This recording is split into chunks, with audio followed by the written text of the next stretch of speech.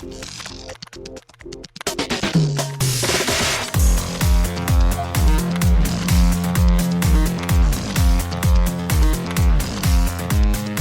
and welcome to Too Fast, Too Forever. There's all kinds of family. We chose this one. This is episode 83, My Cousin Vinny from 1992. I'm Joey Lewandowski. I'm Joe too, and this episode is brought to you by Buick.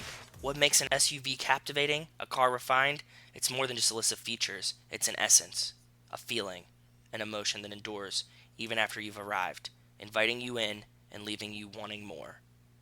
Buick. Are those SUVs available in metallic mint green? I don't know if that's still an option today. GM made it in the 60s. You never know if it's still... Could have brought it back, retro. Well, we are continuing to kick it old school this lap. This is a Nothing But Time episode, a Friday bonus episode. We are talking about My Cousin Vinny, the Oscar-winning My Cousin Vinny, from Marisa Tomei as Mona Lisa Vito. She won an Oscar for that? Yeah. Oh, that's awesome. Good for her. Best Supporting Actress. Damn. We will talk about that after the break, but before we get there, Joe, extracurricular activities, what have you been up to since we recorded our 3-hour plus Fast 5? I haven't been up to much, but I did try something last night that was fun. I tried the app House Party. Have you used it yet? I've heard of it. I have not tried it yet. A couple of my friends that I met through work that we usually talk about trash TV, they had an online phone app, House Party, drinking party last night.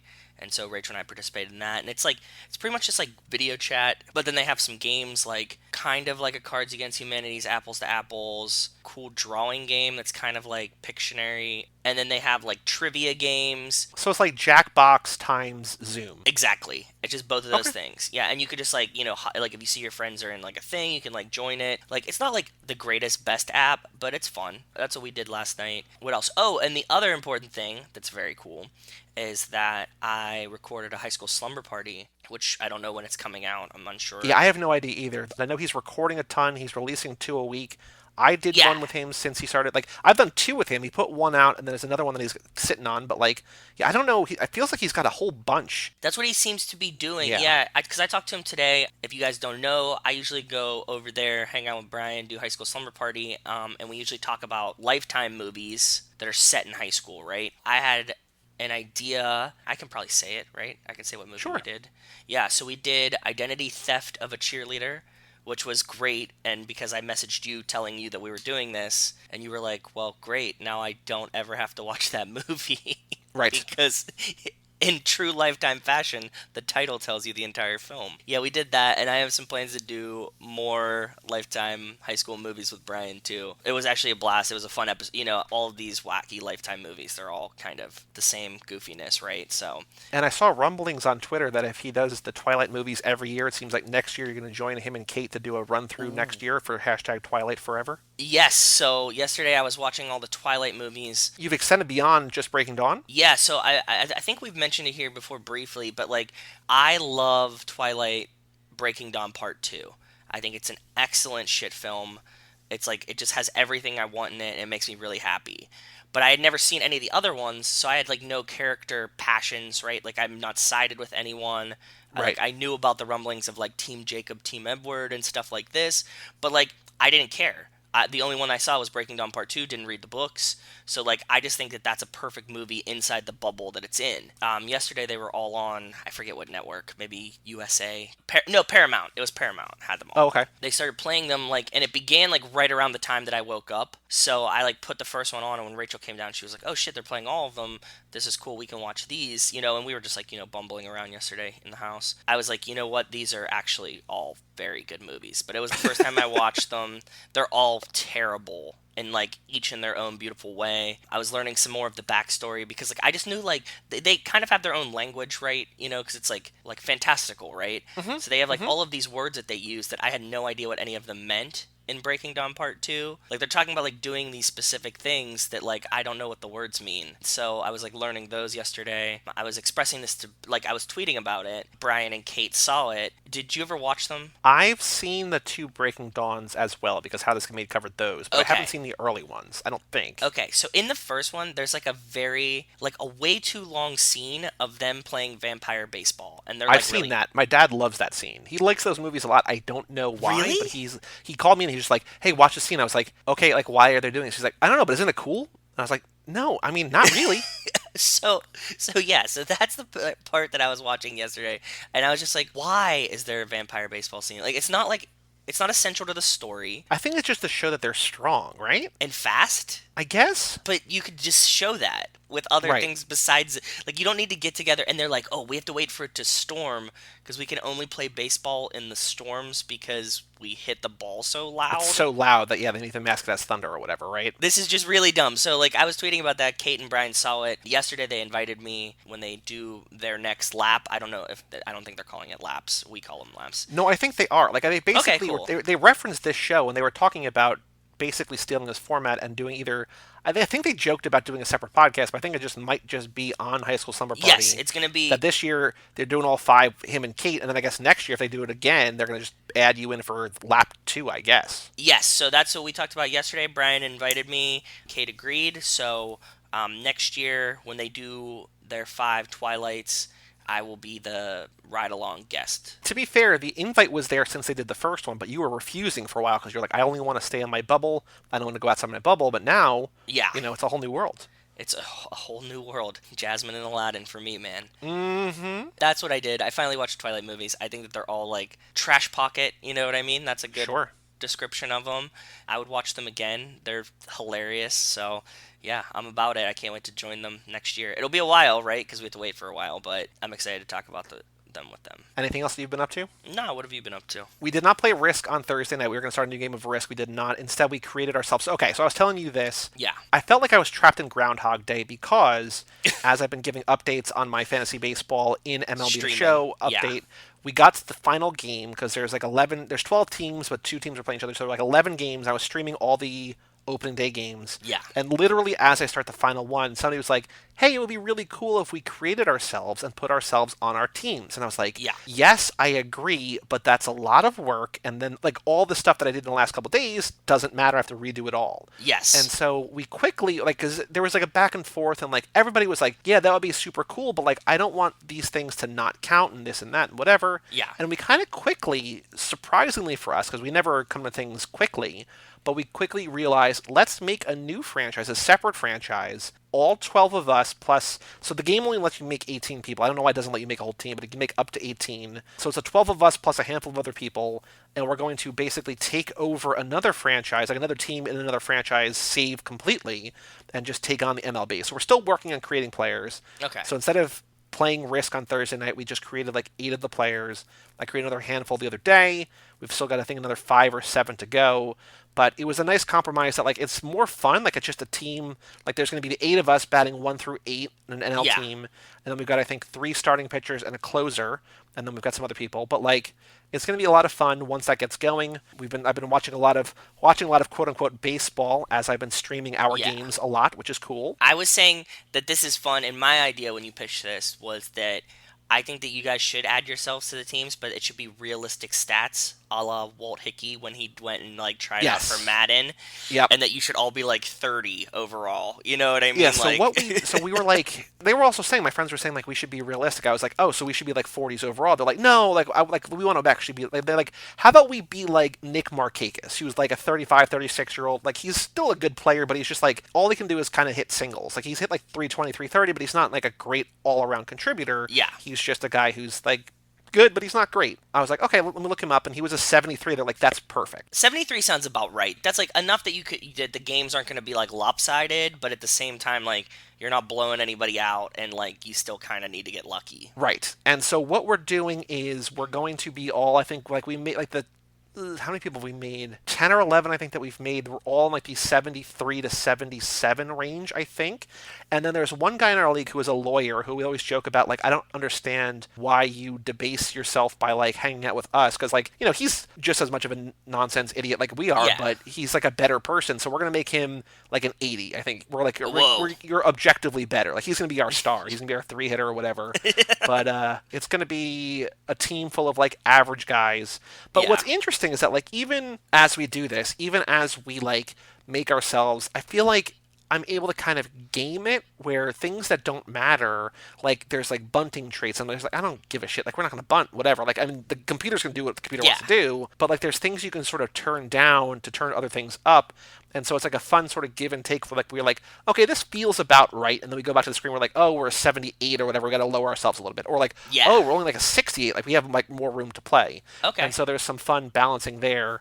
We've not started that yet, but I think it's going to be a lot of fun. There are going to be sort of two things going simultaneously. That's cool. My current goal in the one that I've been having going, our fantasy basically the fantasy baseball league, is I want to catch up. We're a little under 2 weeks behind, so I want to catch up to like current day, Okay. and then just not Play advance the current beyond day that. ones. Yeah. Yeah, because there was a whole, I don't remember if it was since we recorded the last one or we just didn't talk about it or whatever, but there was this rumor going around that like Major League Baseball had this idea of how they could play like basically spring training leagues, like this whole thing, and it just In seems like a Arizona. bad idea for a whole bunch of different reasons. I don't think we're going to get baseball this year, but I mean, if we do, we can just, we can quick sim to the end and just see what happens. But Yeah. it's just a fun thing to do to pass the time, and Amen. people, it's hit or miss in our league. Who cares? I think most games I stream, one or two people are watching in addition to me, so like it's just a cool thing to have on in the background, just sort of some Yeah, fun it's noise. nonsense. Exactly. Yeah. I get it. Today I had we're recording on Easter, so Happy Easter. happy Easter, mi familia. I had a Skype with my parents and my sister, and then my friends who were just nearby visiting. My friend and his girlfriend were visiting my friend's parents, who were like 20 minutes away. They stopped by and they just sort of sat on chairs outside on my little walkway up, and I sat on my porch and we just hung out for like an hour or whatever. So, That's cool. proper social distancing hangout. Yeah, but you got to see a person, say hi. Yeah, the topic of was just like, isn't life weird now? And so yeah, it's weird right now. Makes sense. That's cool. But that's though. about it. Yeah, that's all we did. Nice. Yeah, so not too bad. We have a Patreon page here on the show, toofast2forever.com. Shout out to Cassie Wilson, Jake Freer, Ben Milliman, Nick Burris, Alex Ellenin, and Justin Kleinman Thank you for supporting us guys. over there. Thank you so very much. We also have an email address here on the show, family@cageclub.me. And Joe, we've got 3 emails today. 'Kay. One from 3 different people. Okay. Perfect. Awesome. First up is from Nick Burris, Nick Barris, talking about the Hollywood Nights, which was his pick. Yes. What's up? His Nick? subject line Thank is, you for what the do you pick. get when you cross a donkey with a Bermuda onion? Do you remember the punchline? This is from that movie. Do you remember the punchline? Yeah, it's something about an ass. A What was piece it? of ass A piece of ass that'll make you cry. Like that brings a tear to your eye. yes. Yep. This is it. Yes. Yes. Yes. Nick says, love this movie. Think we actually watched it as a family when I was a teen. Oh, it's cool. so fun, and I'm glad you both enjoyed it. We loved it. I really loved it. Yeah. A lot of fun. You were talking about how this is a great movie, like a father-son bonding experience. I feel like watching with my whole family would have been strange, but I mean, hey, Depends on your if you got family. that kind of, It depends yeah. on your family and like what Absolutely. the dynamic is and your ages, right? Like all this kind of things. He says, also me and my slow emails mentioned like 2 things that were already mentioned. I missed the deadline anyways. Just a quickie today. Catch you on the other side. Nick. Yeah. Thanks for the picnic. That was awesome. Picnic. Picnic. Ha ha. Next email from Wes Hampton. Subject line, you got me. What up, Wes? Fine, he says. Okay. I still say Brian has good instincts and does some solid detective work throughout the series, ... But he does make some bad judgment calls. Overall, he's kind of an idiot. Yes. I think his ability to be an effective cop is seriously or severely hindered by his enthusiasm for the undercover stuff and his love of Dom. He says Brian's sort of like the main FBI guy from McMillions if the FBI guy had quit the bureau to be a part of the scam ring. He had great instincts, but was not about the paperwork and boring FBI stuff. Plus, he took some questionable risks. That's a very good comparison. We were talking about McMillions. I just watched it at the beginning of quarantine. I really enjoyed it, and he's talking about there's an FBI agent that's like the main guy in McMillions that like he doesn't want to do any paperwork, right? Like the only thing this guy wants to do the whole time is like go undercover and like bust the fraud. He's good at that, and he's successful, but also he's just like kind of overly ambitious, like anxious. Like he's like his puppy energy, right? Like he's just like very hyper to like do the things and not like the actual work that needs to be done. Like, I think he's the reason why the early episodes of McMillions are so much fun, because you're like, how is, like, they basically, without casting, because it's not casting, but they basically cast the perfect guy in the lead of this series. Like he's Yeah. just such an excitable, like the puppy energy is exactly right. Like he's just so happy because he's talking about how boring most of the time being an FBI agent is, and how he Mm-hmm. like thought he was joining for all this different like And he was really young, so he had the like yeah. he didn't have a fear of failure yet. You know what I mean? Like that you get as you get older, and you're working at one thing. So he was just like, yeah, we can do this. We can take on the world, and he has that energy in the series. And then Wes says, also, El Gato Negro never really existed. He said it was just a warehouse that they put a sign on. He says he thinks that they talk about it in one of the commentaries. And he says, stay furious, Wes. Well, thank you for the tidbit, Wes. That's awesome. And the I mean, email, we did obviously. know that. I mean, we Googled, and there was some version of something in El Gato Negro and El Segundo. It might Yeah. not have been that one. It might have been, maybe they got the sign from there. I don't know. But, That like, sign seems like it's way too big. Like neon signs are expensive. Have you ever yeah, I priced don't, out a yeah, neon they must sign? have gotten it from somewhere. Exactly. Because I don't think that you would spend that much money There was probably like a 10 grand neon sign. for, like, just like an establishing shot. Like, they don't Yeah. need that there. You know what I mean? No, they would have done something else. Like it had to have existed somewhere that they moved that there. Like they didn't. Yeah, from the budget we see in the film, they weren't spending that much money to make a sign just for like a 1 second clip, right? Right. This Yep. isn't. Because it never comes back. It's not like, No. it's not like Race Wars. Not that there's a sign for Race Wars, but I can see them being like, okay, we want this to seem cool. It's not like DT Precision Auto or Hector's Auto Body or whatever. This is just a bar that they're drinking at. Let's spend 25 grand on a sign? Like, no. And in that sense, don't you think that like the sign for Deep T Precision Auto Body would have been like this really really dope sign? Right. And like Instead of just like a piece of sheet metal or whatever that they spray painted or yes, something. yeah, Yeah. I guess like the Racer's Edge is like pretty detailed, so maybe But that's also like that's an important part of the movie. Like yeah. that's And what they go Brian back works. there, And they you keep see it a going back couple there. Yeah, times. this is just like a literal one-off that like it only exists to show across the street is Hector's, which is, and you also don't even need that, right? Like that only No, sets the tension up that like, oh, Hector might catch him, but then like we talked about a couple minutes ago, it's actually it's Vince and Dom that catch him. So like, who cares? yeah, exactly. And then the final email to family@cageclub.me is from our friend Wells Lamont, subject line Quentin Quarantino. What's up, Wells? We haven't heard from him a little bit. I saw his tweets. I always follow Wells. He always cracks me up on Twitter. So Yeah. He says, WTF is wrong with Rome? Hey, baby girl, nice legs. What time do they open? Aggressive AF and rapey vibes. The what time do they open part seemed like he was insinuating that A, they better damn well open, and B, they better open on my schedule. Chill, Romy Rome. That's Hans Lady. for as much as like these films don't always shine women in the best light, right? They don't give them like the Yep. most things.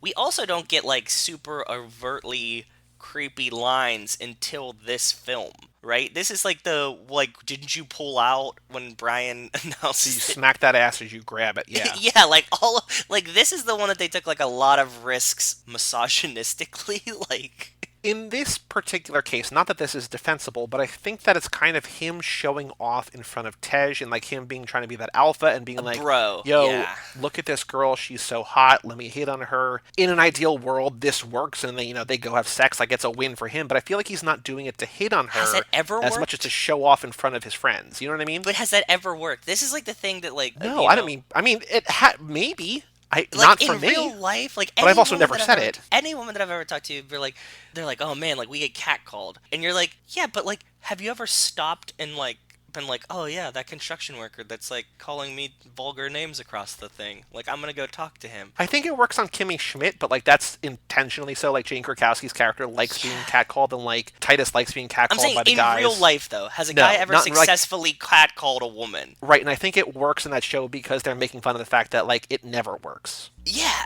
that's what I'm saying. I think it's just playing to a stereotype and trying to show off for your friends on the off chance. Like there's an episode of Always Sunny where like Max talking to Dennis about like just ask the girl if she'll have sex with you. It's like it's 50-50, either yes or no. It's like, well, it's not. I mean, yeah, like the options are 50-50, but like the odds are not 50-50. No, they're not 50-50. Could say like either it's going to work or it's not, but it's going to work 1 in a million chances, and like every other time you're going to come off creepy and rapey and whatever. So Yeah. I don't think he's doing it to hit on her. I think it's just an unfortunate side effect. I think he's just trying to show off, but yeah, not great, Rome. Not great, Rome. Wells says Hobbs and Shaw is so good. I love how they brought the funk to Samoa, and The Rock and Jay Statham, who he calls Jay Stath, are great together, and I'm not really a Jay Stath fan. I know people think it's an odd couple, but I highly enjoy it, and it's a fantastic movie. I've watched it 6 times. since it hit HBO. Damn. I think it's fun. And I told you this when we ranked them. On the fun scale, it's really high up there. Yep. Wells makes a great point. I think that Statham and The Rock are a good duo. They're like nice opposites, right? But also in the same goals.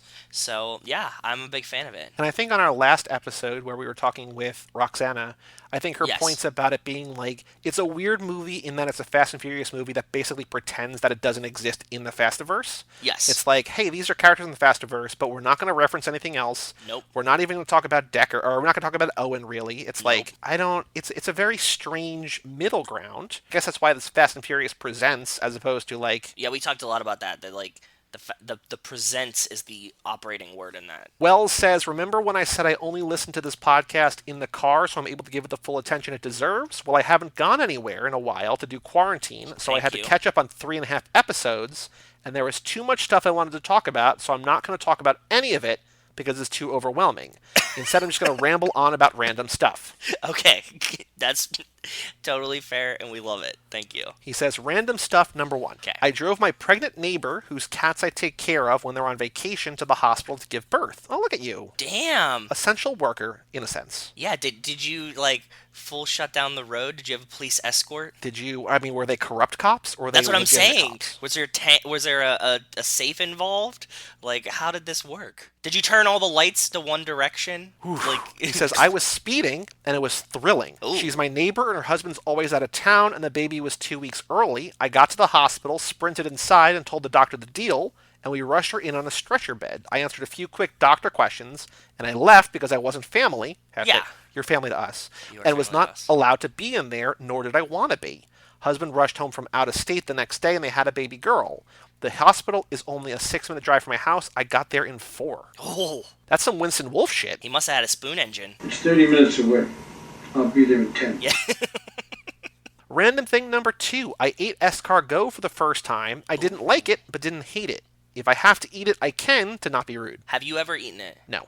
I never have either. I've heard it just be described as like salty snot. That's what I've heard too. I don't know Really? if I've heard salty snot, but I've heard snot for sure. Yeah, so I've never tried it. I remember that like my parents had it when I was like a very young kid, and then I haven't really been to a restaurant that I would get it at. Rachel and I talk about this, right? There's restaurants that you go to and people are like, man, I went to this Italian restaurant and like the salmon there was garbage. And you're like, well, why did you get the salmon? I usually pick the food that I want and then pick a to a restaurant restaurant based that on that specializes food, in that. right? Like, so like if I want dumplings here, I'm going to go to like a dumpling place, not like I'm going to go to a Chinese place and just get dumplings. Right. It's the kind of thing that, like, not that it would ever be at this kind of restaurant, but like when we went to the Korean barbecue place, if they had it, Yes. be like, oh yeah, we'll get an order and we'll just try it. Because, like, it's already factored in, it's already included in, whatever. You know what I mean? Yes, So, I would have tried it at like a buffet place, Yes. but I also wouldn't have given that been like that's my try of it. You Right. know what I mean? Like I would have went to a place that's like a nice French restaurant that they're like, oh, the special today is escargot. We got them we specially. flew them in from the south of France. Exactly. In that case, I'd be like, oh shit, I'll try these. This is probably the best expression of this that I can get. Right. Random thing number 3. I started smoking only after midnight since quarantine started, and I got at least 3 times higher than usual. Weed, not meth or crack, for the record. I only smoke crack in daylight. You know, it's important to have crack during the day and weed at night. Separation of church and state. Yeah, uppers and downers, man. You gotta ride the wave, right? That's awesome. All my friends have actually they were talking to me today. They're all just like getting stoned all the time now that it's quarantine. A nice tolerance break that works. I like the diet weed. I like the only CBD weed, so I've been using that. Do you know about this? Diet CBD? No, you can buy like hemp that's like all CBD and no THC. Yeah. I like the diet weed. It makes you sleepy, but like not stoned. So All right. that's for me at least. Yeah. Random thing number 4. I can now play 3 full Mariah Carey songs on the piano and 2 Spice Girls songs.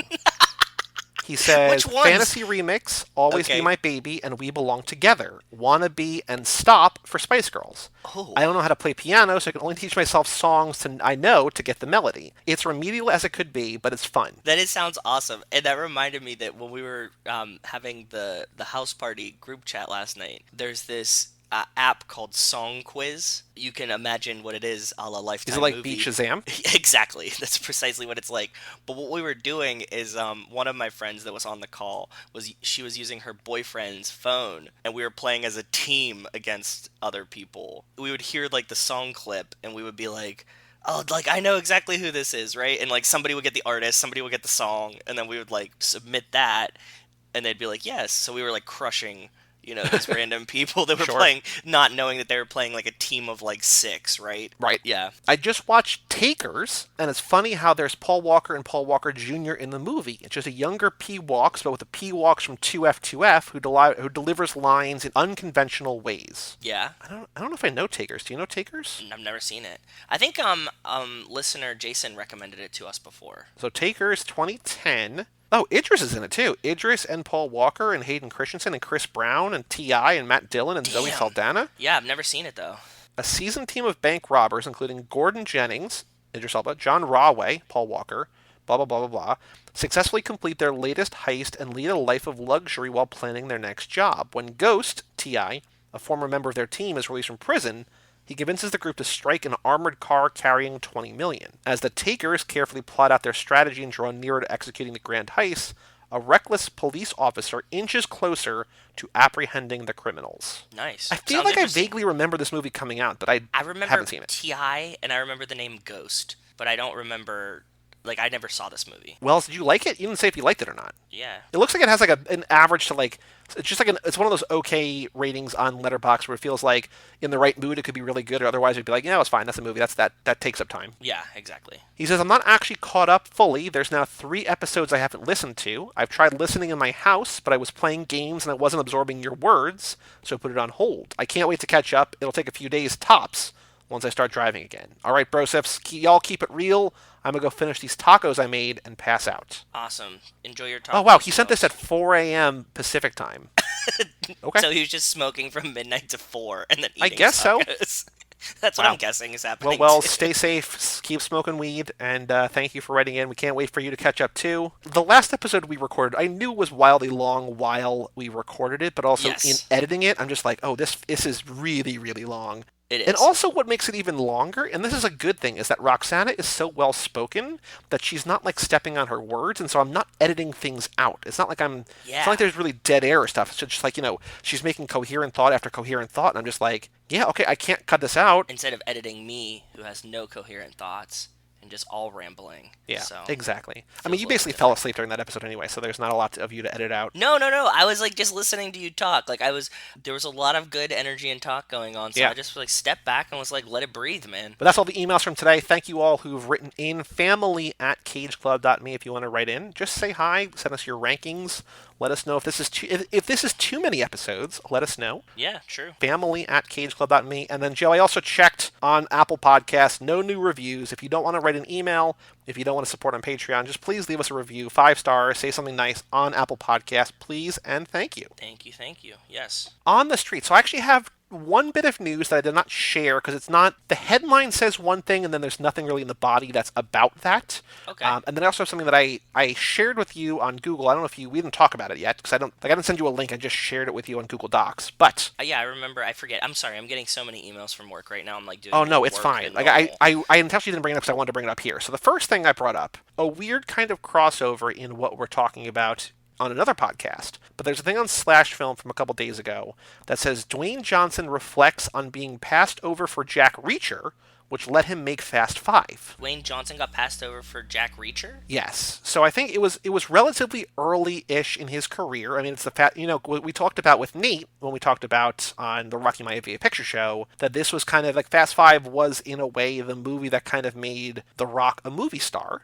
Like, it was kind of his breakout role. He had done stuff before then. He had come in and beefed up franchises, but this was the big one. But what we learned on Cruise Club, what Mike and I talked about, I don't know if he had read the books or just knew about the character or whatever, but The Rock was like a huge fan of Jack Reacher. Oh. And in the books, Jack Reacher's like 6'5" or something and like 250. Like, he's a big, big dude. Tom Cruise is like 5'7", 5'8" or something like he's that. not Like, very if tall. that, right? Dwayne Johnson like actively pursued Jack Reacher, but I guess they didn't want to, maybe he wasn't a big enough star whatever, and then Tom Cruise eventually got attached, and they just went forward with that, right? But there's another So they thing that kind of was like, snubbed The Rock in this. I don't know, like there was another thing that like on IMDb that we talk about sometimes with these. It's like all the other action stars that were considered. So like when we were doing Cruise Club, whenever Tom Cruise was acting in a movie in the 80s, it was like these other actors were considered, and like almost on every list in the 80s, Nicolas Cage was considered too, because like there's certain contemporary actors that like when one guy is up for, like when Tom Cruise in the 80s is up for something, it's also like Charlie Sheen's up for the same thing, Nicolas Cage's up for the same thing, whatever. Makes So sense. there's like a really long list for Jack Reacher, and then I think Tom Cruise locked in it because he's like the biggest movie star in the world or whatever. They went with him, right? But recently, I think in the last year or so, they basically said that they're going to reboot or a TV series or something. Jack Reacher and Tom Cruise is not involved. But yeah, one of the big trivia things about the movie that this then backs up, because it's on Slash Film. There's some good quotes in there from The Rock, but like he really wanted this. It just didn't really work out. But by the sliding doors kind of thing, by not doing that, he's able to do Fast Five, and now here he is, 5 movies later, and he's a core part of the family. Even if he's in a sort of a separate family, he's still part of the family. Yeah, that is really cool. The other thing that I shared with you was I started writing down, because like we've talked about this, and this kind of came up again on our episode with Roxana. I started putting together the complete list of Too Fast, Too Forever burning questions. And so I want to keep a list that if we get to talk to, for instance, Jordana Brewster or Vin Diesel or Chris Morgan or whoever, right? Like, I want to have one place where all the questions that we haven't had answered can be. And so I sort of split it into two right now. There's not a ton of questions on here, but I have questions that, like, ones we're probably never going to have answers to, and then ones that, like, we could have answers to in Fast 9, in Fast 10, whatever, right? So the three right now I have under the category unsolved, likely forever, is what's up with No Niece Denise? True. What does food all over the place mean? Yes. And then did Dom, Letty, Brian, and Mia all live at 1327 before it blew up? Those are the burning questions we have right now. Because I don't think any of those three are ever going to be addressed. I don't think so either. No. I mean, maybe No Niece Denise, but probably not. If they do, like we said, we know that they're listening. I have here the could be solved, and this is stuff that like basically has come up recently, and a lot of stuff from Hobbs and Shaw, from Fate, whatever. But what's the deal with Mama Toretto? What's her name? Is she alive? Why is Owen only barely mentioned in Hobbs and Shaw? Who is the Eteon voice? Is it Cypher or someone else? Is Cypher the highest ranking villain in her crew? That's what I have so far. Are there any other questions that we've had that, like, or, theories or whatever? Like the Hector dilemma, we kind of solved. Like, that's not really a burning question anymore. Yeah. But is there anything else that we've talked about a lot on the podcast that I should add to this list? No. I'm sure there is, but I can't think of it. You know what I mean? Without getting zany, then no. Like, what zany stuff do you have? Do you prefer Whataburger or In-N-Out? Oh, yes. That's what I'm saying. Without getting, like, there. Movie-wise, we'll add to it now, and that's good to have. And if we think of one, we can always put it on there. And if you're listening and there's a question that we've talked about or that you're curious about or whatever, email family@cageclub.me. We'll add to the list. Figure on like on a long enough timeline, we'll talk to somebody of some kind of significance. Yeah. And I also do think that, if they do grace us with their presence, we definitely do have to ask all the either or questions, all the lightning round questions. We have to give them the character quiz. Like, can you imagine if we give Vin Diesel the character quiz and he doesn't get Dom? I was going to say, can you imagine if you're like, are you more of a Dom or a Brian to Vin Diesel? And he's like, I really am more of a Brian. I think actually in real life he probably is more of a Brian. Which is, yeah, that's what I'm saying. But like, just even hearing it, it's like, do we have to ask that question, I mean, we would definitely phrase it with like all of the qualifiers in the world. They're just like, well, this seems kind of obvious, but ... And in real life, and all these things, blah, blah, blah, yeah. Yes. Is there any other news out there that you have seen since we last recorded? Any other Fastiverse news that we should talk about? No, not that I've seen. It's again, now that we're recording more often than ever, now that there's really literally nothing going on, I'm kind of surprised. I mean, maybe not surprised, but like, all these movies that got delayed a year, I'm a little surprised that these studios, I mean, I know they're probably scrambling and they're like worried about losing money and everything, but I'm surprised that they haven't put out more marketing like, hey, I know that you're bummed that you have to wait 6 months or 4 months or 6 months or a year or whatever, but like, here's a new teaser, here's a new trailer, here's a new poster, here's a new something, you know what I mean? Like, some kind of thing to keep excitement up. I know that like, people are just scared and bored and whatever, but like, I wouldn't be surprised if people are like, whenever whenever it was supposed to come out, right? Like at the end of May, like maybe they put out another trailer then, like, there's no movie this weekend. I'm sure that we're going to get at least like what did we get for Hobbs and Shaw? Like 3 trailers? It was like 2, right? And then like the Super Bowl At one. least 2. Like generally, there's like 2 trailers, and there's like kind of like a teaser or something that like kind of combines the 2 in some way. I think that we're gonna get at least a 3 solid trailer mark. They're gonna have to keep the hype up, right? Like what kind of skews it is that the first one was so goddamn long. Like a 3-minute, 50-second trailer is like, oh, I don't know where you go from here. I mean, there's going to be more. It's not just going to be one, but like, do you make it longer? Do you like how much do you recycle? They added a little bit more in those like Super Bowl commercials. Like, I don't know where you go from here. Yeah, I'm confused, but we got nothing but time, and we'll be excited to see them. And if there's ever any fast news that you out there have heard that we haven't shared or whatever, you can email it to us. You can post it on our Facebook page. Like I know that, Jason and Justin and everybody kind of shares stuff with us on Facebook, on Twitter. Yeah, we try to give you all the credit we can when we do, so. Yeah. So you know how to get in touch with us. family@cageclub.me. Too Fast, Too Forever on Facebook, @Too Fast, Too Forever on Twitter and Instagram. We generally are told about stuff by, not by like studios or anything, but like by friends and everything. Like we have Google alerts. Like we know about stuff early, but like, if you beat us to something, let us know. We're happy to, we're always happy to learn more about whatever. Yep. Rock the vote. Let me see. Saved searches. I don't know if you've heard, but I have not heard any news about the Rock president. No, I haven't. U.S.'s global reputation hits rock bottom over coronavirus response. That's, all right. That's news. Rock bottom is, that's something. No news there. No, there's no news, unfortunately, on The Rock. It does not seem like he is running for president. Yeah. Maybe Wednesday, Joe. Maybe when we record Wednesday, maybe when we record the next episode. But as of right now, still no word on The Rock for president. All right, the last thing we have to do before we take a break is the Fast and Furious Minute. And here's the curious thing. I don't know, like there's a lot of very important sort of groundbreaking lines. I wrote down one as the title for this minute, Are You a Cop? But like almost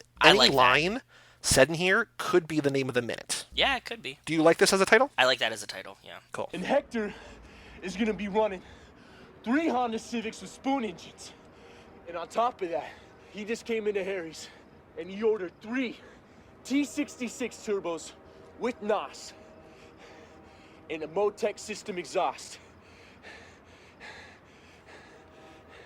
So what are you saying? You're gonna go around and check everybody's shit out? One garage after another? Yeah. Because, Dom, I can't lose again. He's a cop.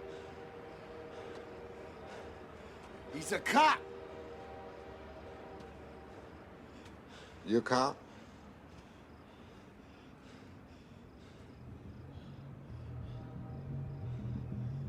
Let's go for a little ride. So real simple plot summary, as you just heard. Brian continues to defend himself to Dom and Vince. Yes. And that's the minute. For what we do, this is a lot of face acting and just dialogue in this one.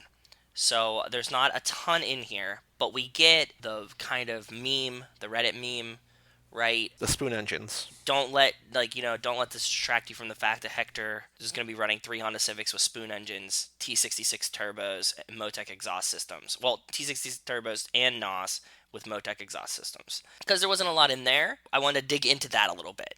So I did a little research in there. I know that you and I both found one thing. You might have known about it before, but one thing that I found that you had made a note of too is I went to Google Motec just to make sure that I was capitalizing it correctly, and it turns out that Motec does not make exhausts. That was one of the funniest parts about this, right? That Motec is a real company, so they're saying something real, but they make ECUs for cars. They're like modded ECUs. So this has... What's an ECU? The brain of the car. The computer that runs everything engine-wise. Gotcha. Electronic Is that control the engine computer unit or something? Electronic control unit, maybe? Oh. Engine control unit? Okay. I forget. I'm sorry. I'm not sure. I got the U. You got the U. Yeah. So, so this is not exhaust pieces like we see everywhere. It doesn't really apply to exhaust, minus that it like watches that part of the car. But that's not what this is. There's no Motec exhaust. It doesn't exist. There was one thing that I found 7-ish years ago, like early 2010s. Motec was hinting that it might make an exhaust. Yes. And it was finally like, oh, they might actually like... make Make this it thing that was like because this, iconic line or whatever. But all I could think about in hearing that line is like Craig Leamer been like going crazy, just like, what are yes. you like? That's not real. Like, stop. Like, what do you like? You sound smart enough, but it's also like any real racer knows that's insane. Yes, exactly. So it's like a fun little Easter egg in that line. I found the spoon engines that were reportedly in Hector's Honda. Okay. B16B was the model of spoon engine that is reportedly used in Hector's. What was on the screen that you and Rachel copied down? Were those just the NOS systems, or what was that? Remember that whole like screen that you copied down? Was that the engines, or was that something else? I think they were NOS systems. Let me go back So and look. separate from the actual spoon engine. Yeah, he wouldn't have gotten the spoon engine from Harry's. I think he'd had to order it from somewhere else. It's like a whole engine, right? Like it's like a rebuilt engine by the company Spoon. Yeah, these are all NOS. Everything that Brian's looking at the time is NOS injection. The T66 turbos, I found which ones he would have been using. And do you Okay. know what T66 delineates? Which is actually kind of Nope. cool. Nope. It's the size of the flywheel inside the turbo, like the size of the fan inside the turbo. Well, like Oh, okay. the wheel. So like T66 is like 66 Millimeters, probably?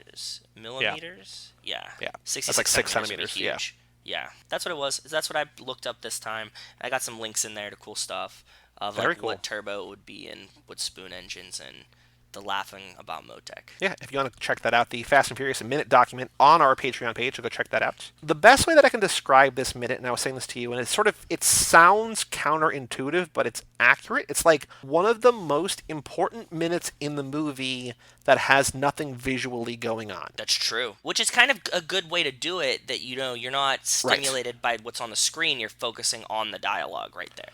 And like it's not the most important minute in the movie. Like there's other more important No. minutes.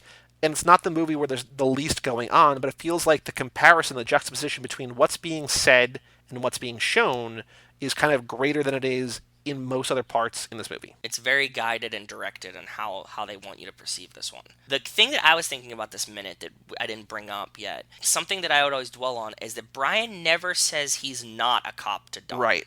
I made a note of that, and I was wondering, is that urban legend true? Like, if you're a cop, you have to tell me. Like, is that true or is that not true? I don't think that's true. I think I've heard that's not true. It's not true.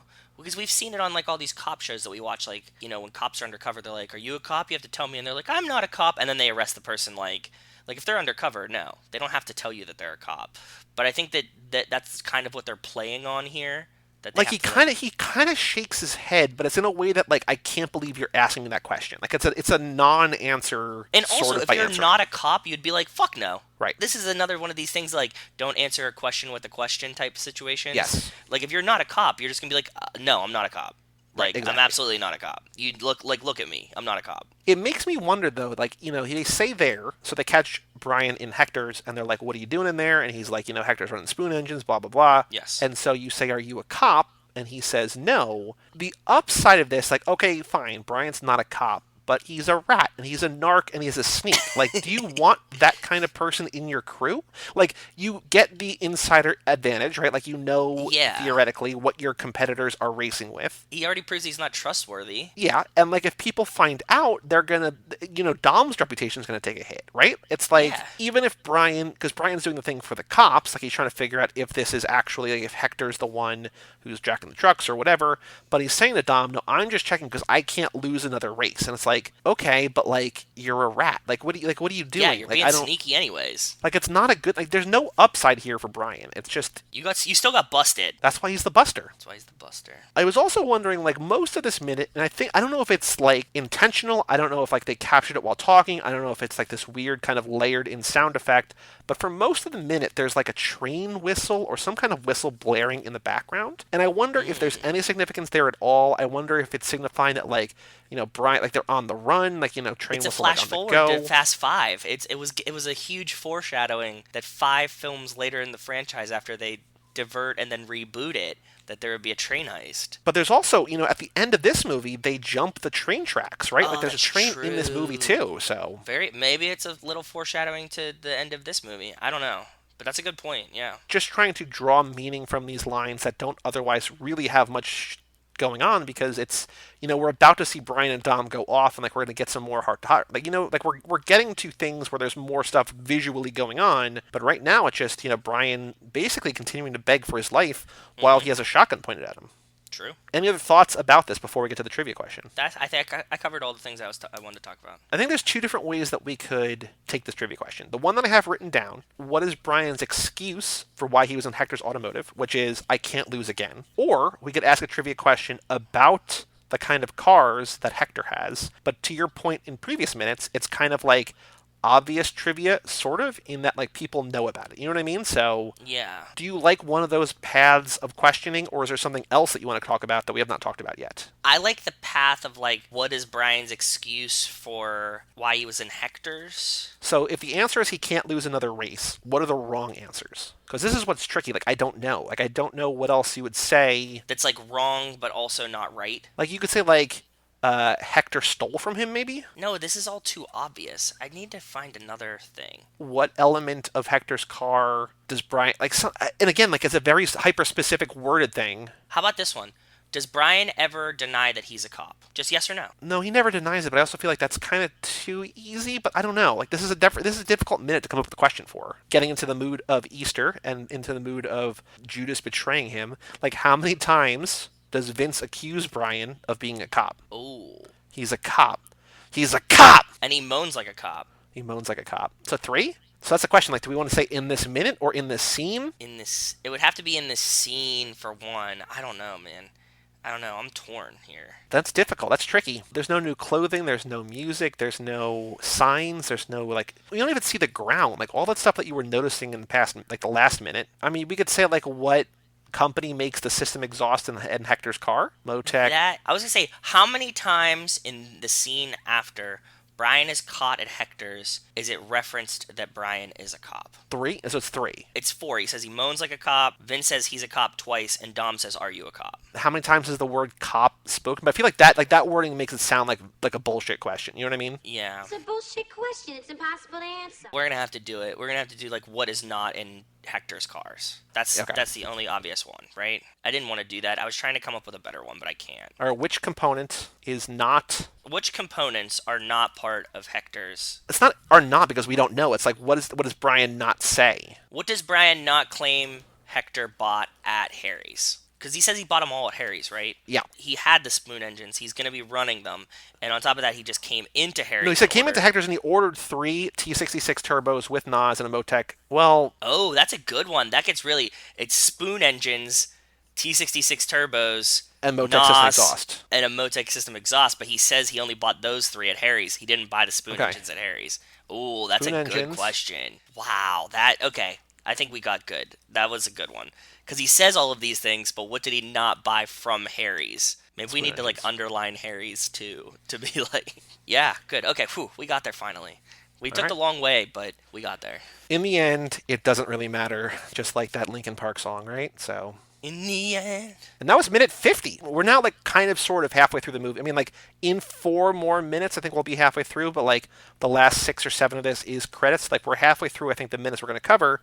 We're halfway home. I was watching an episode of The Office where it's where they go to do bar trivia, and Oscar. Have you seen The Office or no? Very little of it. So they're going to do bar trivia, and I was just thinking about how excited I am to like get through the minutes to have like the first Fast and the Furious night and us to host a bar trivia and do this. Like, you know what I mean? Like, have, like, 100 of these questions and be like, okay, like, we're just laying it out there, and you just take the quiz as a bar trivia game. Quarantine is lifted, and here is wildly difficult Fast and Furious trivia. Yeah, like, not for busters, for sure. No busters allowed.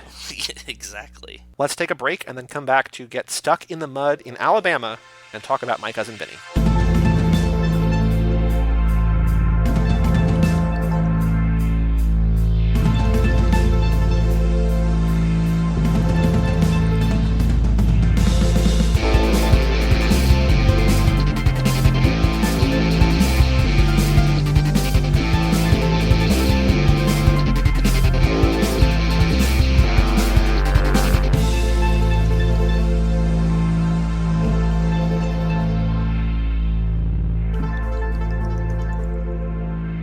Welcome back to Too Fast, Too Forever. It's episode number 83, My Cousin Vinny. This episode is brought to you by Buick.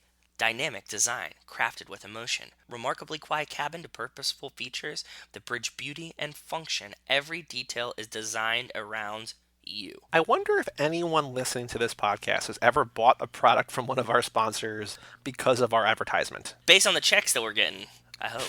Buick.com/2F2F offer code 2F2F to get 10% off your next Buick. I saw this cool thing on the Buick website that they're doing, like, you were talking about, I was listening to, like, the one episode we just did, and you were talking about how you picked up the food from your parents and they just, like, put it in the trunk. Yep. Like, Buick has, like, an Amazon offer now where, like, how somehow Amazon can get into the trunk of your Buick. Oh, yeah, they have, like, it's like Amazon Key, where they basically... Yeah. You can let Amazon put stuff in your trunk, you can let Amazon put stuff in your house, in your refrigerator. Like, there's all these different, like, levels of access that you can give, and, like, they take pictures to show, like, look, I put this in there, we're all good. That's really cool. They were It's advertising weird. It's cool, but it's weird. It's, like, a very trusting of a big corporation. Like, it's almost like you're trusting the low-income employee. They wouldn't have a job if they're a thief. But at the same time, you're also trusting Amazon to, like, then know everything about your house, kind of. You know what I mean? I mean... As though they don't already. That's what I'm saying. But at the same time, like, yeah, it's weird strangers in your house type thing. I guess when you call an electrician, he's a stranger in your house too, right? So, right. Like, what's the difference? I don't know. Anyway, My Cousin Vinny, a movie that came out before we had to worry about any of this, back in a simpler time in 1992. Again, we did this movie because you and I both love it. As we've expanded and done more episodes this lap, and there's not always movies about cars, but also this movie is explicitly about cars. Like, there's a car... It is. Like, the reason that they get off, like the reason they're kind force. of, the reason they're charged with the crime, and the reason they eventually get off is because it all centers around a car. It does. Buick Skylark, right? Mm-hmm. 64 Buick Skylark. I love this movie, and I actually watched it again recently, like within the past month. Do you want to explain to people what it's about if they have not seen it? Yeah. Let's do a quick plot summary. There is two young gentlemen from New York. Two Utes. Presumably Brooklyn, right? Mm-hmm. We know Vinny's from Brooklyn. Yep. And they're doing a cross-country road trip, and they're in Alabama, right? Yep. They go into a convenience store to purchase some... gas and snacks and stuff. Snacks, yeah. Stuff like this. As they're leaving, we notice that the one kid had put a can of tuna in his pocket, and he's like, oh shit, I forgot to pay for this. And, they make some jokes about, like, oh, we're going to get, like, the death penalty for that. They don't play around down here. And a cop comes up to pull them over, and they're like, did you do it? And he's like, yeah, I did it, I know. And they're like, okay, like, come with us down to the station. You realize that somebody had shot the clerk of the store. Basically, the next people who went in there shot and robbed the store, shot the clerk, killed the clerk. Because we follow them the whole time, so we know that they didn't shoot and kill the clerk. They paid and they just left. But somebody else did, and they're getting blamed for it. And then it turns out that they have, like, all this evidence against them because everybody saw them in their, mint metallic green car. There was two guys that looked just like them. Yep. The one character calls his mother and says, like, we need a lawyer, and it's going to be really expensive. And she's like, nah, you got a lawyer in the family. It's your cousin Vinny. He'll come down and help out. And it turns out that it's Joe Pesci. Yep. And Marisa Tomei is his fiance. And also, by the way, he's never had a case before. They talk to him, and he's not the best lawyer. He's never done a case before, and that's the film. And it's mostly set in the courtroom, but revolves around a car. The last, 50 minutes, 45, 50 minutes is all in the courtroom as Vinny defends them. He learns on the job, essentially. And it all comes down to, the fact that, Marisa Tomei grew up basically like her father's a mechanic. Basically every guy in her family is a mechanic. She worked in a mechanic shop, or she worked in a body shop. He worked in a body shop. Like, there's apparently an alternate ending. He worked in her garage. Yes, with her he worked dad. in her father's garage. Yes. Yeah. I was reading a thing, and I don't know if this is like an alternate ending or whatever, but apparently, legally speaking, if she had absolutely refused to take the stand at the end, which she wants to refuse, but she's not able to, he could have apparently called himself as an expert witness and basically questioned himself and still had the same effect. That's apparently legally allowed. Because he is also established. He could establish himself as an expert witness, but as he talks about, she is an expert in the field of general automotive knowledge because she's grown up around cars and she knows everything about everything. But he really believes her too. And he thinks that she is better at knowing cars than he is. And Which we she see is this throughout the film. Yeah. He refers to, when he's talking to her about car stuff, he's asking her questions and stuff like that. He knows that she's mechanically sound. even more so than he is in his abilities, and he's comfortable with this, which is Yeah. really cool. But yeah, so this is a very, very good movie, very funny movie. There's so many lines. Like I feel like this is the kind of movie that because I kind of grew up with it, like I didn't watch a lot. It's one of those movies like we were talking about the Hollywood Nights that you were like, this is the kind of movie that, your dad would just sit you down and be like, let's watch this. I'm not going to look at you when the boobs come on screen, like that we're just sharing in this moment or whatever. Like this is the kind of movie that I feel like my mom didn't want us to watch because of the language. They say but it's fuck like a lot, my yeah. my dad is like, it's so funny. Like we just come in and like watch a scene here or there. So like I kind of in a way grew up with this movie. I don't know if I'd seen it from start to finish until like fairly recently. I kind of in a way grew up with this movie. A lot of the lines in here are very, very quotable. The imagine you're a deer line, the biological clock. Like basically everything Marisa Tomei says is very quotable. Gold. She's amazing. I also noticed for the first time this time that she's wearing at one point a necklace of the Mona Lisa, which I think is very funny because her name is Mona Lisa Vito. That is cool. I didn't notice A that. Fastnection is the Mona Lisa in Tokyo Drift, what they call Hans car, the Mona Lisa. While in Tokyo Drift, another Fastnection I noticed is that this kind of, sort of, a reverse Tokyo Drift, where Tokyo Drift was like a southern boy in a big city. This is kind of a big city boy in the deep south. So That's instead true. of taking the Reverse Sean. Joe Pesci is a reverse Sean. One of my favorite interactions. I mean, all of it's great. Like I just love this movie. But early on in the movie, when they first come into town and the car is like acting weird, they're taking a look at it. Joe Pesci says to her, like, look at you, like you're standing out, whatever. She's like, oh yeah, you blend. Like they just like they don't fit at all. What? Nothing. You stick out like a sore thumb around here. Me? What about you? I fit in better than you. At least I'm wearing cowboy boots. Oh, yeah, you blend. Like they look out of place, they act out of place. They sound out of place for sure. But by the end, they're kind of like, I guess because they're good people, like he kind of gets in with the judge a little bit. He gets in with, through manipulation. With the DA, he kind of becomes friendly with. Yeah. People around town. It's a wonderful story. I really love this movie. The first time I watched it also was with my father. It was one of the same exact thing that you said, that like he was like, you have to watch this movie. It's hilarious. I watched it with him, and my parents didn't really care about like language or stuff like that, so like it was fine.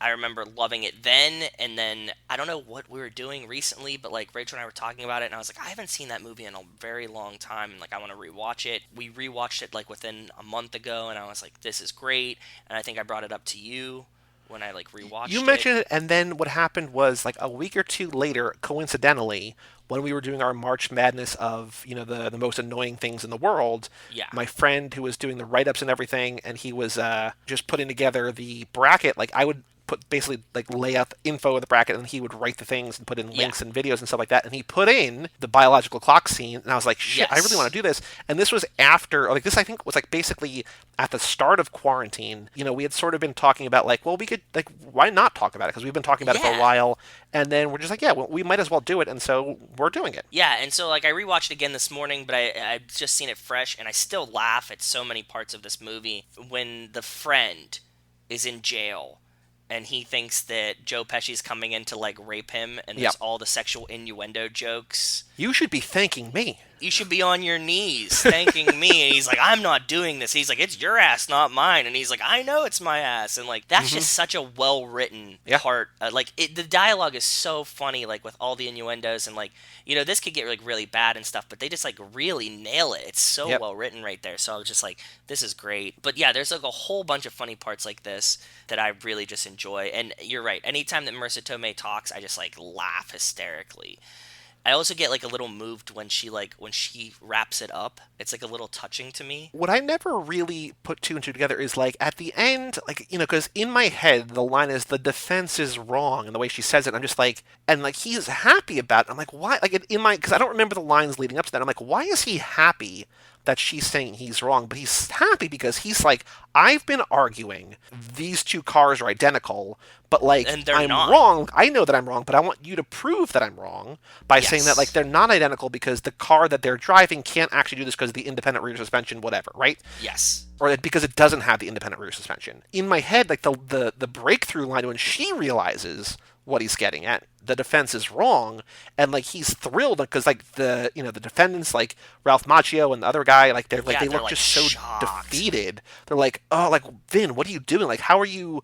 Like, why did you call your fiance up there to say that you've been wrong this whole time? Like, you're supposed to be helping us. But in reality, he is, because he's like, yeah, I've been making this one argument, which I thought was right, but actually, I know the facts now, and I know that I'm actually wrong. But wrong in a good way. And it's awesome. It's just like such a heartwarming moment for me. Because also, she's trying to help him the whole time. Yep. You know, and he's like trying to like do this alone, and he's like getting beat down on like being really shitty at being a lawyer. And she does come to save the day, which I think is really cool. If you have not seen this movie yet, it is available on Stars Play, so if you are the other person in the world that pays for Stars, like me, you can watch this on Stars Play. Also, if you haven't done the trial yet, I think you can do like a trial on Amazon, like a 7-day Stars trial probably. Okay, so you can watch that there. But yeah, definitely worth watching this movie. The one thing that I noticed this time, like the biggest Fastnection that I never thought about because I never watched this movie within the scope of the podcast, is that the center plot device, like what kicks all this off, is essentially a heist involving tuna. Oh, shit. Nobody likes the tuna. Brian's not stealing tuna, but tuna is so core to the first movie's DNA, heist core to the franchise, and I'm just like, damn, like, because I'm like writing things down, I'm like, wait a minute, the entire conceit of this movie is that they think that they stole tuna, and that's why they're wanted. And so, like, it's like you fed in the Fast and Furious scripts into an AI robot and like, okay, make a movie. They're like, okay, cool. Cars, heist, tuna. And add lawyers, and then you're like, it's okay. Like you got the parts right, but they're all jumbled up. And I just like think about it. I was like, oh my god, like this is so many of the things, like so many of the buzzwords, all in a single, like in the first 3 minutes. Yeah, it really is. I didn't even think about that till you just brought it up. That's really crazy. I have a question for you, and I have some Fastnections, but my main question to you is, and I pitched this to Rachel, and I'll tell you her answer after. Yeah. Is Brian a worse cop? Oh, I wrote this down. Than Vinny is a lawyer? I wrote it down. I had the same question. You have the same thing? Yeah. Wow. So what's your answer? Do you literally have the same question? Just to prove to you. Yeah, I wrote down, first off, the judge graduated from Yale, because I was like, oh, there's cool. The Joan action right there. And then after that, when they're at the barbecue, which is there's a barbecue connection because they go to a barbecue place, not like a cookout, but a barbecue place. Yes. And they're talking about carburetors. He's like explaining to her something. Go ahead. About I have this too. About law in terms of carburetors. Like, when you do that, it's a danger. It's like damaging the manifold. And I was like, danger to manifold? Like, what? You drop the carb through the, The way that he's able to explain to her whatever's going on is by basically saying danger to manifold. But in the middle there, is Vinny a better lawyer sent mine to you. Than Brian is a cop? I have is Brian a worse cop than Vinny is a lawyer? But yes, the same question. You skipped over the manifold, like the carburetor thing, which I think is really cool, especially you just brought it up now, because we were just going through the scene of Leon tinkering with the carburetor on his stomach, and the whole thing that he's describing there is that you have to take the carburetor off the car to work on it. Otherwise, you can fuck up the engine by dropping the jet into the manifold, into the engine, So I think that's really cool that, like, you pick this up now, and how important it is, and how now we see that Leon was working on the carburetor on his chest. So. And also your note below that, I want to come back to the debate, because I feel like there's a lot of Fastnections, but I feel like that's like the big sort of debate one. to have. But the note that you have underneath that is closed for the flu, which I was like, oh, very timely. That, like, I know. How can a whole store be closed for the flu? Well, like, entire cities are closed for coronavirus. You know what I mean? So, like, a great part of the movie is that Vinny doesn't know how to act in court. The first time he comes in, he's wearing a leather jacket, and the judge is like, you better wear a suit to court. If you come in here in a leather jacket again, you'll be in contempt. And, like, he's constantly being in contempt of being thrown in jail because the judge, like, is like, putting him through the ringer a little bit. So he finally, like, he gets a suit. And that's running parallel to two other things that all coalesce into one thing, that, like, they're short on money because he has to keep getting bailed out of prison. Yeah. And so they're running out of money there. Also, every night that they go to a new hotel, they're woken up at 3 or 4 or 5 o'clock in the morning because there's either, like, a loud steam whistle that wakes up the town. Yes. Or there's a loud train that goes through town. Or there's pigs across the street that get slaughtered for food. And, like, no matter where they go, no matter where they wind up, they're always in the wrong place at the wrong time. And he's not sleeping because he's up studying, and so he gets woken up at 5 a.m. anyways. So. And so finally, at the end, when he's in contempt for, like, the third or fourth time, she's like, I'll bail you out. He's like, no, maybe I'll get a good night's sleep. And then because he comes from the big city, like there's basically like a prison riot, and like everybody's up yelling and screaming in the middle of the night, and he's just smiling, sleeping like a baby because like it feels like home, which like it all just blends together in such a beautiful way. Oh, it's so good, yeah. But yes, so he keeps getting in contempt of court. He's like talking out of turn. He's like cursing. He's wearing the wrong stuff. But yeah, then eventually, after Mona Lisa does a nice thing and gets his suit cleaned, and then it gets dirty. They sleep outside. They have to sleep outside in the car because then there's like howlers or something outside the door. There's the screeching owl, yeah. The screeching owl outside of the cabin because he's gonna stay at the prosecutor's cabin. Even that's still loud and waking him up in the morning. So they go sleep in the car, and then he gets mud everywhere. They're stuck in the mud. He drops the suit. It's dirty. So he's like, I only have like a short amount of time. I got 30 minutes to fucking shower, fucking get a new suit. And she's like, you go fucking shower, I'll go fucking get you a new. Like, it's just like the very aggressive, hyper-specific language, which just like works perfectly. But anyway, yeah, keep going. So she goes and is going to they're in a small town in Alabama. So she's like going to try to find him a suit. And there's just a sign that says closed for flu. Yeah. And I was like, wow, I just watched this like right before quarantine. And that sign didn't mean anything to me, right? Like, this is not an important part of the movie. And now it's like, holy shit, like we're all closed for flu. It was really weird. And then he comes back in and he explains, because he comes in and he's wearing like a tux with tails, but like from the 70s. It's like red and pink and frilly. It kind of seems like a bellhop at like a hotel kind of suit. Imagine like if a bellhop's outfit and like a 70s prom suit had a baby. It's like very Grand Budapest. Yeah. Right? Like something along these lines. And so he comes in and he's like, what, are you making a mockery of my courtroom? And he's like, no, like I had a suit. You saw the suit. It just got mud all over it. And I could either wear the leather jacket, which I know you hate, or this ridiculous suit. Yeah. And then he goes, you're in contempt of court. He's like, that's a fucking surprise. And What'd you say? What did you... It's just like such a good line. Like when you're just like so beaten down, you're like, what the fuck? I know we're going through the motions here. Like, you're gonna put me in contempt of court anyways. The whole store got the flu thing is like, wow. Every time I watch a movie, this is how I know that like things are weird and that like my brain is broken. Like when I watch a movie and people are just like hanging out together, I'm like, that looks like so much fun. Like, they're not doing anything. They're just like in the same room as other people. And I'm like, shit. Like, a diner sounds great right now. I know, with a $1.99 breakfast or a $2.49 lunch. God, or when he opens the dinner. menu, that's one of my dad's favorite parts of this movie. When he opens the menu and it's like breakfast, the menu just says breakfast. What are you thinking? I think we'll have breakfast. Yeah, breakfast. Like when he says that, my dad loses it. When he like looks at her and he's like, "What are you thinking? Breakfast? Yeah, okay, breakfast," and shuts the menu. It's great.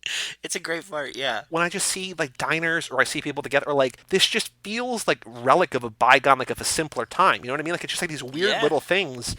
I don't want every show to be about coronavirus, but it just feels so out of place. And like there's no way like we're hanging out on Easter because we're not. But yeah, okay. So going back to the question and sort of all of our sidetracks, is Brian a better cop than Vinny as a lawyer, or is Brian a worse cop than Vinny as a lawyer? And it's great. It's a great comparison because as much as Vinny's getting in trouble, he accomplishes the goal at the end, right? Yes. He gets them off. That's the end of the movie. He uses, Marisa Tomei's knowledge and proves that it can't be them.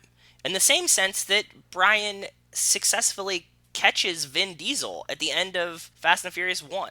Right? He catches him, and then he lets him get away. And neither instance is somebody really convicted of a crime, because Dom is just let go free, and this way he gets them off. Vinny, well, so here's the thing. I think they're starting in like different, like they're kind of like a crisscrossing pattern. This like is exactly what Rachel answered. Yep. Vinny starts at like a bad, not because he's a bad, but like because they talk about, she's like, how do you not know this stuff? And he's like, well, because between working at your dad's garage and between this and between that and you out at night and whatever, like I haven't had time to go watch cases in court. And the fact that he's able to apply things, the fact that he's reading books and he's able to interview people and whatever, and like the story of why he is a lawyer, like talking his way out of a ticket or whatever, and like that all feels like he belongs as a lawyer. It's just that he hasn't had the experience, he hasn't had the time. So I feel like he starts as a very bad lawyer, but then by the end, he's not necessarily like a good lawyer, but he's good enough, and he's on the path to victory. Will be successful eventually. Yes. Even if Marisa Tomei helps him in a few different ways, the sheriff has to help him in a few different ways, whatever, right? Yeah. I think Brian starts as like a decent cop, so he starts better off, and then never gets better, does things that go against his code of ethics, or the perceived police Yes. code of ethics. I agree. That's exactly what Rachel said too. She said they crisscross. Like at the beginning, Brian is a better cop than Vinny is a lawyer, but at the end, Vinny's a better lawyer than Brian will ever be a cop. For imagining it on a graph, Vinny is kind of maybe like, an accelerated growth or even just like a straight, like a slope of 1, right? Like just like going straight up to the right. And Brian is just like a straight line, a slope of 0. Like he's just like, it just, at some point, like maybe 2/3 of the way through this movie, they're as good as each other at their professions. But then from then on, Vinny, like as he gains confidence and experience and understanding of the law, he's better than Brian is just because, Brian doesn't get better. He doesn't progress. He just does dumb things. He doesn't get better at being a cop. He gets better at cop things, but as we've talked about, and as Wes wrote in his email, those two things aren't the same thing. Yes. Right? Like, you can have all the skills, but that doesn't mean that you're good at the grand picture of what you're trying to do. Another Fastnection here that I noticed, and it's a little bit of a stretch, and I think this is not necessarily entirely uncommon in anything. Vinny has more than one name here, just like Brian Earl Spillner and Brian O'Connor. Yes. There is Joey Gallo, there's Joey Callow. Nick Barris. Mm-hmm. But then I was also thinking about, and there's two connections here, but there's Jimmy McGill and Saul Goodman for Better Call Saul and Breaking Bad. Too. But when they go to that bar, so like off screen, we see Marisa Tomei has beaten this like local hillbilly or whatever in a game of pool for $200, and the guy won't pay up. And so the two of them, Vinny and Mona Lisa, go to this bar, and she points out the guy, and Vinny's like, "You're going to pay my girlfriend, right? Or my fiance?" And he's just like, "Now about to kick your ass." And then there's like this whole back and forth. And he's like, a counteroffer.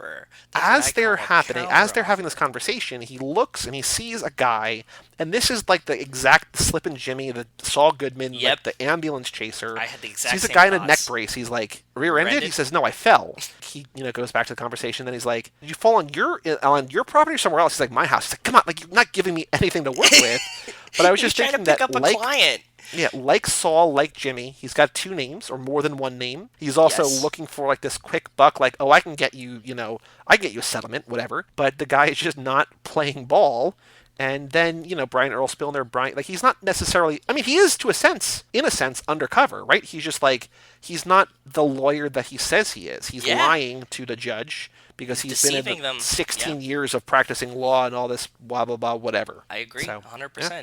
I was thinking the exact same thing. I was wondering when I was watching it, how much do you think that when they started writing Better Call Saul, they were like, "Oh man, like let's make him like Slippin' Jimmy," and it's like very My Cousin Vinny. Very possible. I mean, I know that when they started writing Better Call Saul, they thought that they were going to get to Saul Goodman very quickly because they're like, how much backstory could there possibly be? And then as they started to write Kim, they're like, oh, there's actually more here than we thought. But I think they early on wanted to make it just kind of that type of lawyer, quick talking, going for a quick buck, whatever kind of lawyer, and then... But I'm saying, like, direct influence on the writers, right? Like, they had to watch, like, My Cousin Vinny and be like, oh, well, he's going to be a lot like this. Because Saul is a lot like this. Yeah. Like, he's just, like, the natural progression of, like, okay, if he breaks bad, then, he would get to here. But, like, for now, this is where we're at. And this movie is often included on lists of, like, the best courtroom movies, best lawyer movies. Yes. A lot of this is very specific and very correct. Like, they wanted to make sure that basically everything that he uses to point out why the witnesses are fallible, like why they're wrong, like, her glasses aren't strong enough, the guy doesn't have his, there's too many bushes in the way,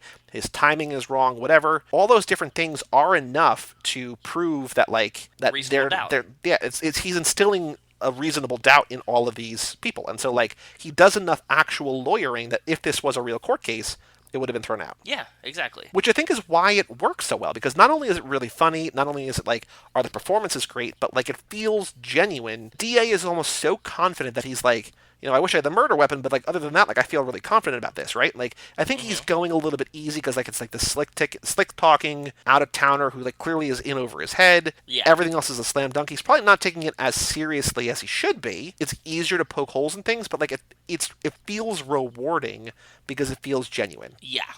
I agree. One thing I never noticed about this movie before was that the prosecutor's expert witness is James Rebhorn, who's been in a bunch of stuff, but I most know him from, and I'm sure you know him from, he is like one of the head special agents in Independence Day. Mm-hmm. I never made that connection before. I mean, they're both, big 90s movies or whatever, but like, I was like, oh shit, like there he is. I remember him from like a lot of different things. He just looks very familiar. But he was on a nice run there in the 90s where he was in like a bunch of great movies. Another line that I really like is, it's called disclosure, you dickhead, which she says to him.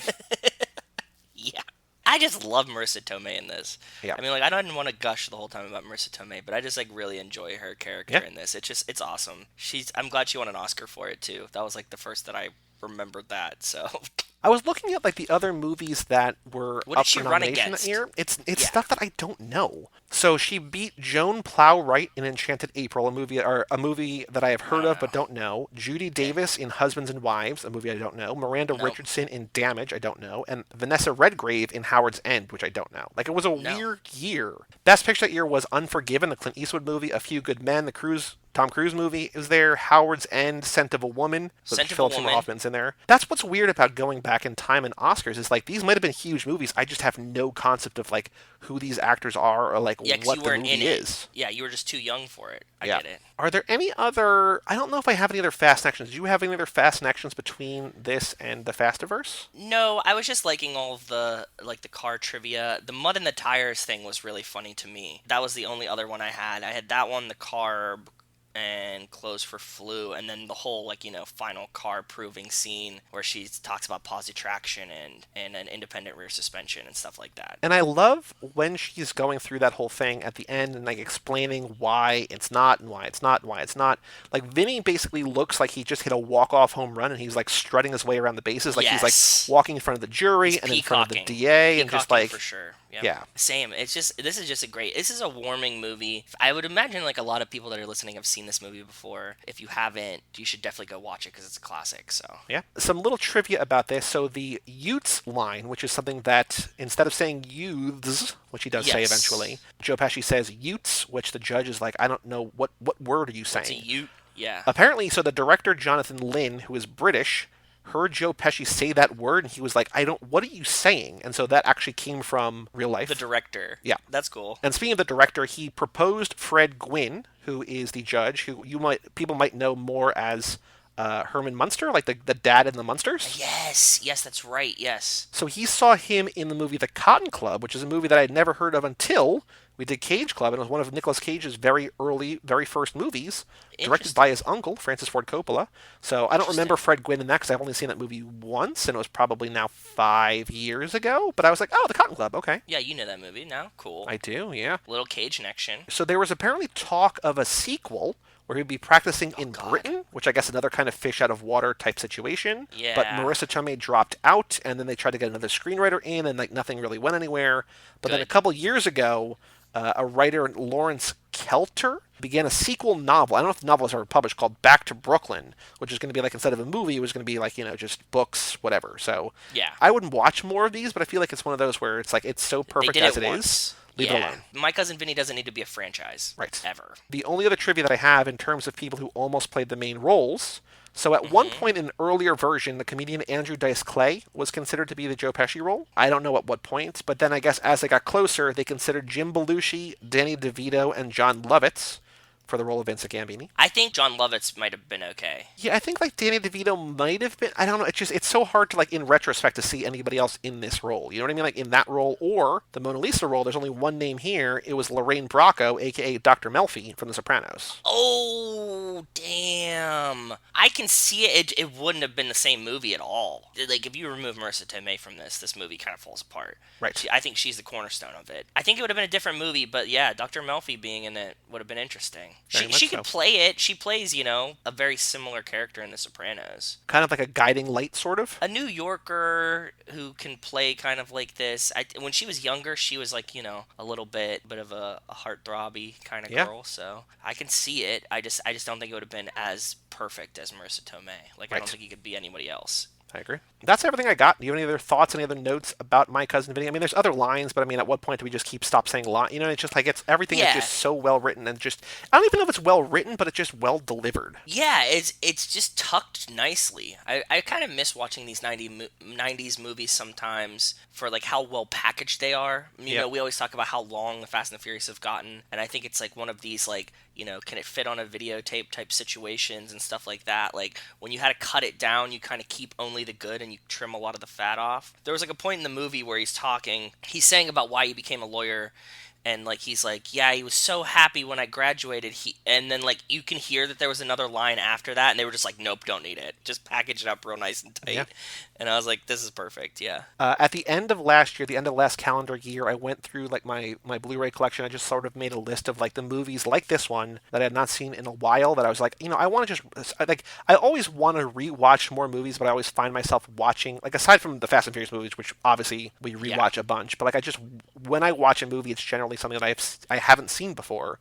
But I made a list of like all these kind of movies that I know that I really like that I would enjoy watching again that I've only seen once or I haven't seen in a while or whatever. It just like this serves as such a reminder. Like watch more of those movies, like movies that you know you like. You like them for a reason. Like they're great for a reason. Like just watch more good movies. Hey man, you were just giving that PSA strictly to yourself. Oh, I know, everybody but like else also, on the planet is doing this. I know everybody else watches movies the right way. I get. Well, not even. I don't know if it's the right way. It's not but the right way. I think the right way is a balance between the two. It's not watching the same 5 movies over and over again, and it's not watching 300 different movies a year. It's like I agree. Or even if you just repeat some of these movies like again, you know, like you loved them for a reason. So if you're feeling nostalgic and good about an old movie, play it again. Exactly. Why not? It's nothing. There's no harm in that.